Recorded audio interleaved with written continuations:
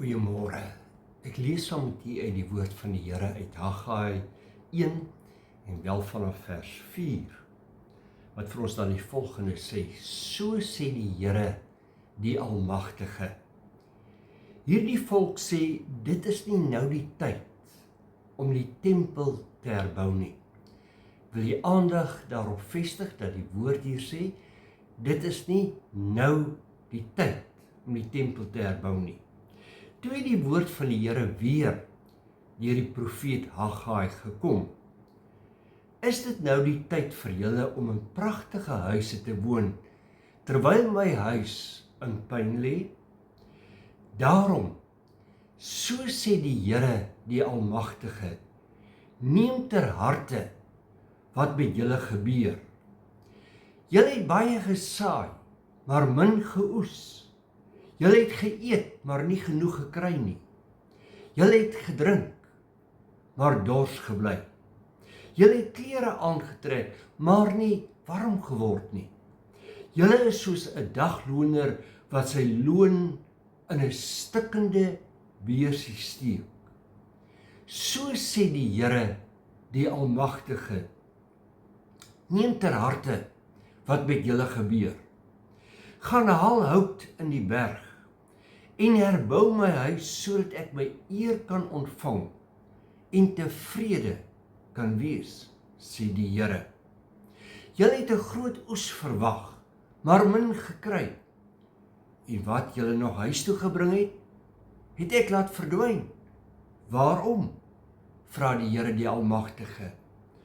Omdat my huis in pyn lê, terwyl elkeen van julle hard besig is om aan sy eie huis te werk. Dit is oor julle dat die hemel sy reën en die aarde sy opbrengs teruggehou het. Ek het droogte laat kom oor die land en oor die berge en oor die koring, die wyn en die olie en oor die opbrengs van die land, oor mens en dier en oor alles waarmee die mens hom besig hou. Tot sover.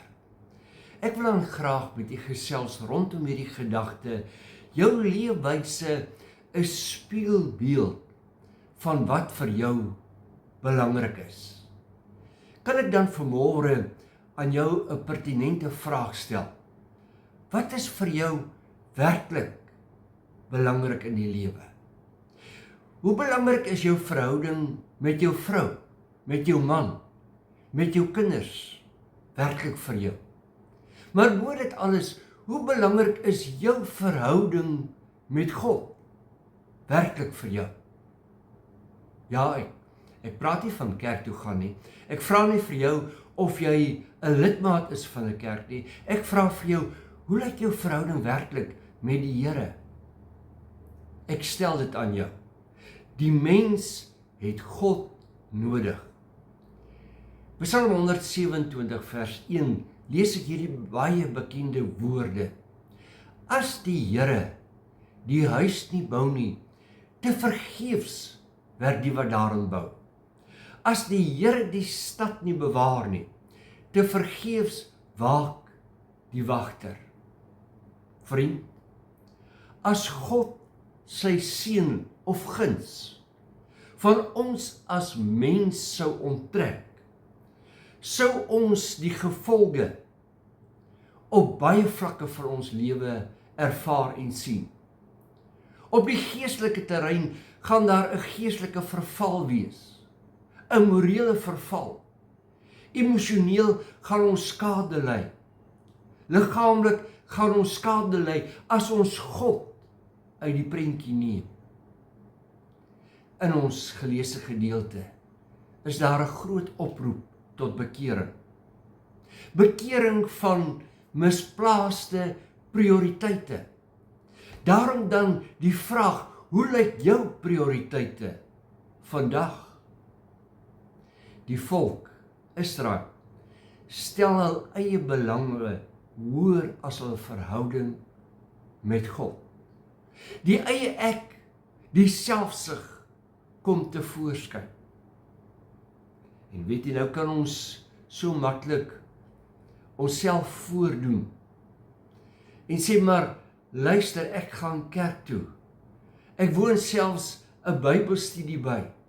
Die vraag is, het jy werklik 'n verhouding met God? Want vriend, ek en jy kan kerk toe gaan uit tradisie. Ons het dalk so groot geword, dis die regte ding om te doen. Dadelik wil ek sê, dis nie die verkeerde ding om te doen nie. Maar as en ek dit doen uit tradisie uit, en daar is geen verhouding nie, dan is ons soos 'n klinkende simbaal. As liefde in ons verhouding met God nie ter sprake is nie, is dit betekenisloos. Daar was 'n tyd gewees van glorie en ware aanbidding. Die tempel was die middelpunt, die plek waar God aanbid is. Nou was dit egter 'n getuigskrif van misplaaste prioriteite. 'n herinnering van verspeelde kansse en geleenthede. Die tempel, die plek waar God aanbid moes word, waar hy geloof moes word, lê in puin. In sy gewing is die volgende.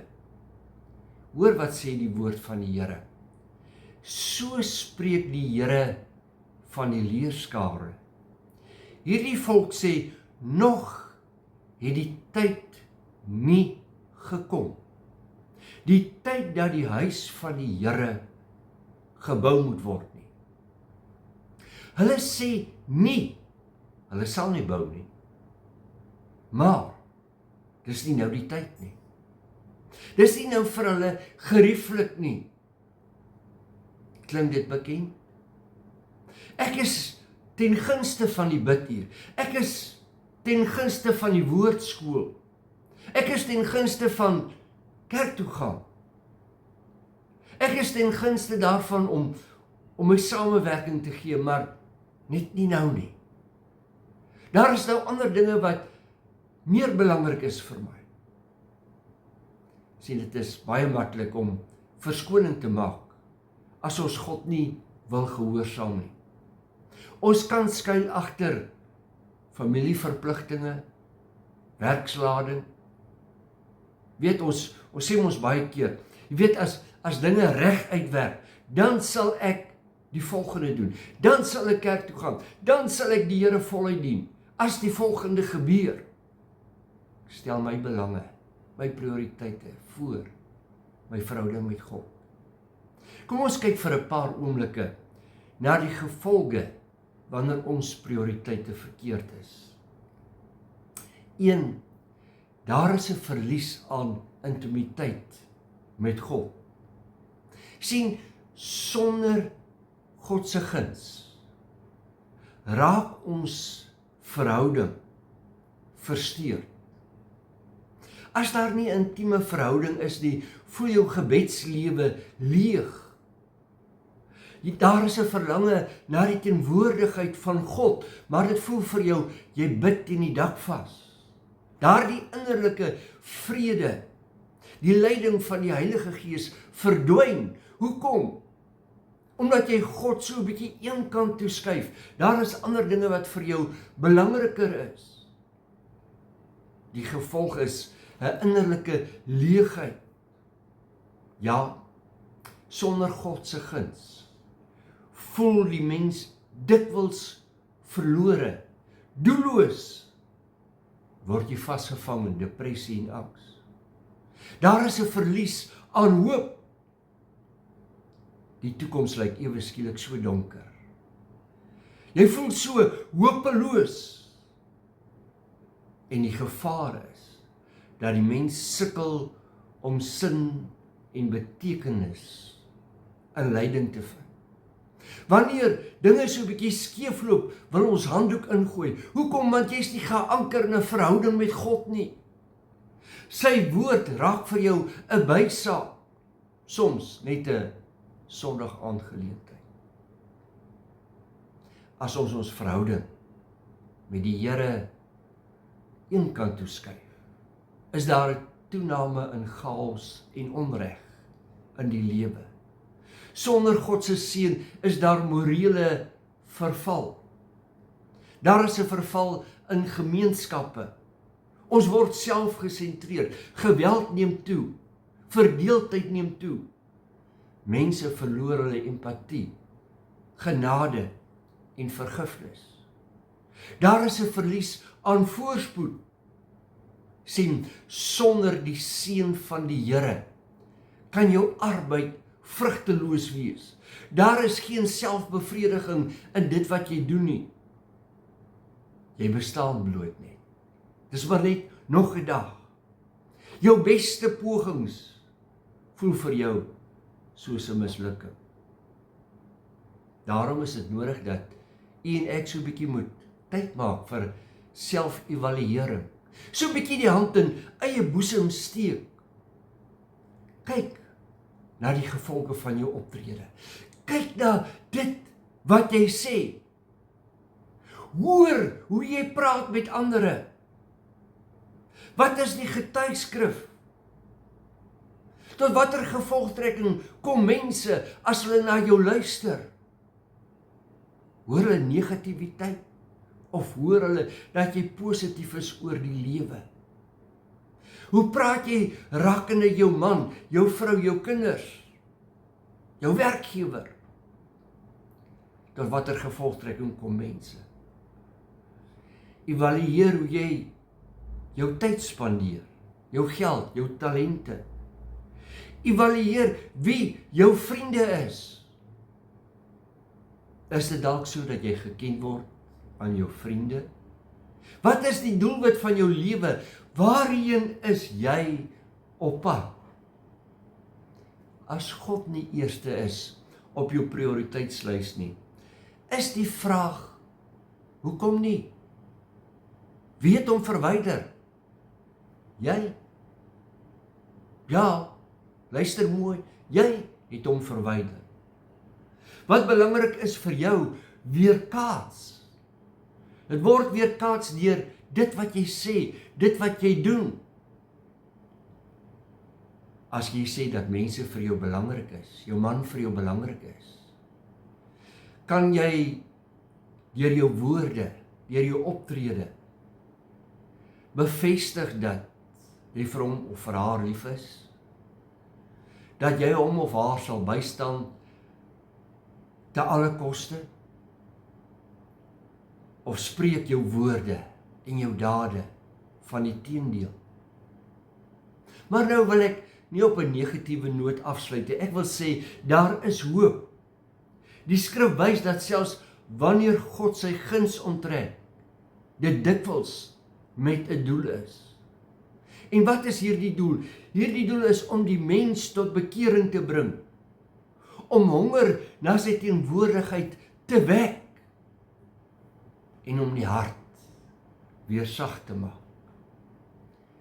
Hosea 6:1 Kom en laat ons terugkeer tot die Here, want hy het verskeur en sal ons genees. Hy het geswel en sal ons verbind. Wat wil die woord van die Here hier vir ons sê? God wil ons nie verwerp nie. Daar is nie sprake van 'n permanente verwerping nie. Nee, dis 'n roepstem tot herstel. Dis nou die tyd om te herbou. Dis nou die tyd om in God se teenwoordigheid in te beweeg sonder uitstel. Om hom te loof en te prys en te aanbid vir wie en wat hy is. Om hom te dien in gees en in waarheid. Om so 'n bietjie na die prioriteite te kyk. Ek wil jou uitdaag, jaar wat voor lê. Terwyl dit nog die welaangename tyd is. Vriend, kom ons maak gebruik van die tyd wat God ons bied. Om hom te dien, om hom te eer. Gee jou samewerking daar waar jy aanbid.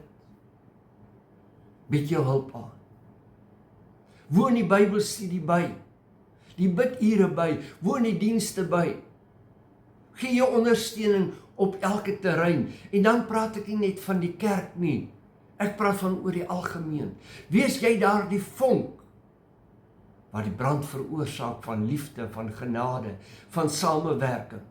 Moenie wag op ander nie. Wees jy die persoon wat sê, hier is ek, Here, gebruik my.